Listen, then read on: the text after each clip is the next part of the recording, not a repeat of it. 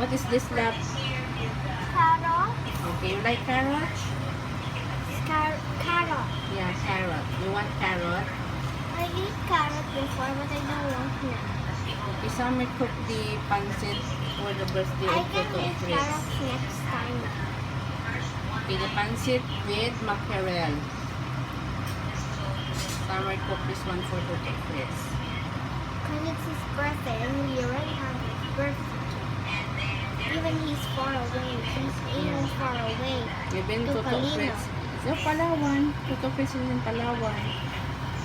Although Toto Fritz is far away, but Summer likes it. Yeah. Love, we can cover la, love. No. Okay. Look.